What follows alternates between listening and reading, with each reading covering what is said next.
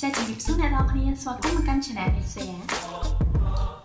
ចាថ្ងៃនេះខ្ញុំមានវីដេអូទូត្រីមួយចង់ចែករំលែកទៅដល់អ្នកនរគ្នាគឺថ្ងៃនេះយើងនឹងនិយាយអំពីរបៀប Save Effect Preset នៅក្នុងកម្មវិធី After Effects ហើយរបៀបនេះគឺជាមានលក្ខណៈងាយស្រួលទេហើយតែនេះយើងប្រើសម្រាប់ពន្លឿនspeed នៃការធ្វើកិច្ចការ design របស់យើងសង្ឃឹមថាវានឹងមានសារៈប្រយោជន៍ទៅដល់អ្នកនរគ្នាអរគុណច្រើនចាអញ្ចឹងឧទាហរណ៍ដូចជានៅក្នុងត្រង់ effect នេះគឺខ្ញុំបានធ្វើ animation ទៅលើ effect ហើយលក្ខណៈជាលក្ខណៈ glitch បែបនេះជាមួយនឹង effect CC Creator អញ្ចឹងបើខ្ញុំចង់ save preset animation នេះគឺខ្ញុំគ្រាន់តែ select ទៅលើ effect ដែលខ្ញុំ apply ជាមួយនឹង keyframe ហើយហ្នឹងហើយខ្ញុំចូលទៅលើ animation ហើយ save animation preset ចាអញ្ចឹងវានឹងរាយើងត្រូវរកទីតាំងដែលយើង save effect preset ហ្នឹងអញ្ចឹងចំពោះ make នៅត្រង់នេះខ្ញុំចូលទៅក្នុង document ហើយខ្ញុំចូលទៅក្នុង Adobe ហើយកម្មវិធី After Effects ដែលខ្ញុំប្រើប្រាស់ After Effects CC 2017 និងខ្ញុំ save នៅក្នុង folder user preset តបមកយើងអាចដាក់ឈ្មោះ effect របស់យើងដូចនេះខ្ញុំដាក់ថា need glitch ចុះអូខេ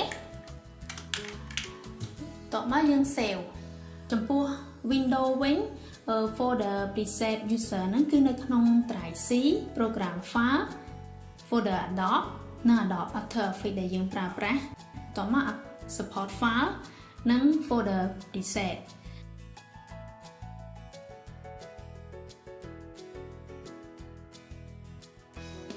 ហើយចំពោះ preset ដែលយើង save នោះយើងក៏អាច copy preset ហ្នឹងយកទៅដាក់ក្នុង computer ផ្សេងទៀតដើម្បីប្រើប្រាស់បានដែរចាអញ្ចឹងបន្ទាប់មកនៅពេលដែលយើង search នៅត្រង់កន្លែងនេះឧទាហរណ៍ថាខ្ញុំ search ថា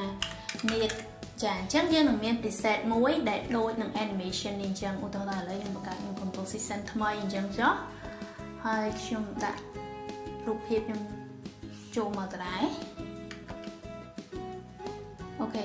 អញ្ចឹងនៅពេលដែលខ្ញុំ apply need glitch នេះចូលទៅគឺវាមាន keyframe animation ដូចដែលខ្ញុំបានធ្វើលើកមុនអញ្ចឹងចា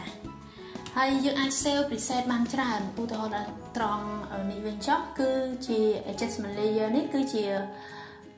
ខ្ញុំដាក់ជាមួយនឹង effect color ដែលកែ color អានេះអត់មាន color អីទេដល់ពេលបើកទៅមាន color អញ្ចឹងខ្ញុំដាក់ effect thin curve និង glow អញ្ចឹងខ្ញុំក៏អាច save preset នេះបានដែរដោយ select ទាំងអស់មកចូល animation preset ដូចគ្នាហើយ save animation preset ឧទាហរណ៍ឲ្យខ្ញុំដាក់ឈ្មោះថា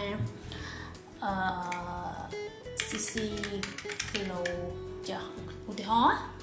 ហើយយើងចុច save ទៅចាអញ្ចឹងឧទាហរណ៍ឥឡូវខ្ញុំបិទអានេះហើយខ្ញុំបង្កើត new adjustment layer មួយទៀតចុះឥឡូវនៅពេលដែលខ្ញុំ save មិញខ្ញុំដាក់ថា CC ចា CC Glow អញ្ចឹងខ្ញុំដាក់ចូលពីលើទៅចាអញ្ចឹងគឺដូចគ្នាអញ្ចឹងវានឹងមក effect ទាំង3ដែលយើងបាន save ហ្នឹងគឺដូចជាអានេះគឺជាដើមនេះគឺជា effect goal ដែលខ្ញុំប្រើប្រាស់សម្រាប់បង្កើតទៅជាមាសអញ្ចឹងខ្ញុំ save វាទៅ select ទាំងអស់ទៅ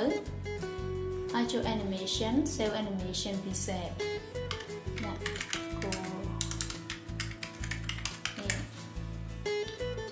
ចាអញ្ចឹងយើង search ពេលដែលយើង search ហើយអូខេអញ្ចឹងនៅពេលដែលយើង search នៅត្រង់នេះកន្លែង effect preset ហ្នឹងយើងវាយឈ្មោះយើងទៅគឺវាចេញនៅក្នុង user preset នេះអញ្ចឹង goal នេះចាដាក់ចូលទៅគឺវានឹងមកមាន animation មានអីដូចយើង set ពីមុនអញ្ចឹងចាអញ្ចឹងអរគុណច្រើនសម្រាប់ការទស្សនាជួបគ្នានៅវីដេអូក្រោយបាយបាយ